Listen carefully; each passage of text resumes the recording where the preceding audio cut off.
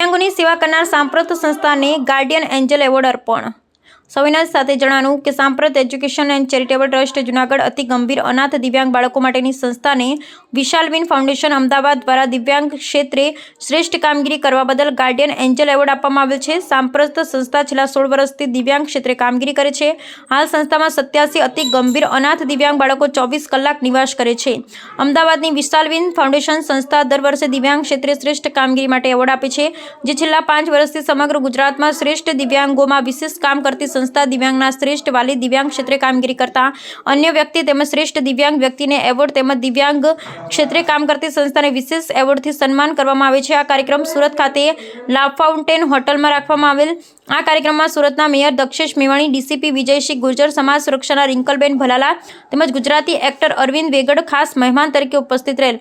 આપણી સંસ્થાની આવી અનોખી શ્રેષ્ઠ કામગીરીને ધ્યાને લઈ સંસ્થાના પ્રમુખ શ્રી મહેન્દ્રભાઈ પરમારને વિશાલબેન ફાઉન્ડેશન ફાઉન્ડર શ્રી પૂનમ મેડમ દ્વારા ગાર્ડિયન એન્જલ એવોર્ડ તેમજ પ્રમાણપત્ર આપી સન્માન કરવામાં આવેલ. આ બદલ સંસ્થાના કર્મચારી સંચાલક હર્ષના લાગણી અનુભવે તેમજ સંસ્થાના સર્વ હિતેચ્છુ સંસ્થાને ખૂબ ખૂબ અભિનંદન. Bureau report Bhimjibhai પચકોતર.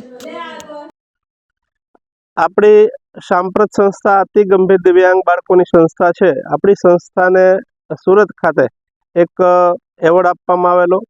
અમદાવાદની વિશાલ વિન નામની સંસ્થા છે. એ સંસ્થા દર વર્ષે સમગ્ર ગુજરાતમાંથી દિવ્યાંગ ક્ષેત્રે કામ કરતા સંસ્થાઓ તેમજ દિવ્યાંગ ક્ષેત્રે રસ ધરાવતા એમના માતા પિતાઓ તેમજ જે ડૉક્ટર્સ દિવ્યાંગ ક્ષેત્રે સારું કામ કરતા હોય તેવી જ રીતે જે દિવ્યાંગો પોતાની રીતે આગળ વધે છે એમનું પણ સન્માન કરવામાં આવે છે. આ સંસ્થા છેલ્લા 5 વર્ષ થયા આવા સામાજિક કાર્યો કરે છે. એમાં સમગ્ર ગુજરાતમાંથી અરજીઓ મગાવી અને સિલેક્શન કરી અને એમાં આપણી સંસ્થાનું આ વખતે સન્માન કરવામાં આવેલું.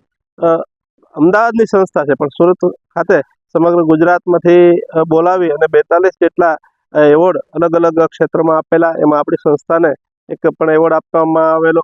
આ સંસ્થા જે છે આપણી સંસ્થા એમાં અતિ ગંભીર દિવ્યાંગ બાળકોની કામગીરી, એમની સાચવવાની જે આપણી રીત છે, કેરટેકરને સતત જરૂરિયાત પડે છે, એમનું બધું નિરીક્ષણ કરી અને આપણી સંસ્થાનું સન્માન આ સંસ્થાએ કરેલું છે. આ કાર્યક્રમમાં સુરતના મેયરશ્રી તેમજ તેમના એસપી સુરતના પણ હાજર રહી અને અમારું સન્માન કરવામાં આવેલું. બાળકોના આશીર્વાદ હોય એવું તમને લાગી રહ્યું છે?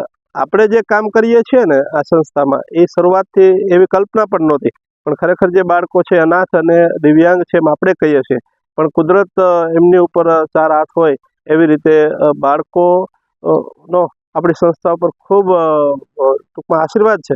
કારણ કે આપણે જે સાચવીએ છીએ એ સમાજના સહકારથી સાચવીએ છીએ.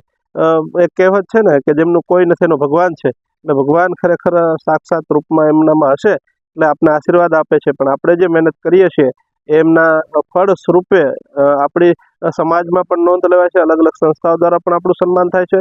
તે જ સરકારના વિભાગો દ્વારા પણ આપણી સંસ્થાને એવોર્ડ મળેલા છે. એટલે ખરેખર બાળકોના ખૂબ અમારી ઉપર આશીર્વાદ છે.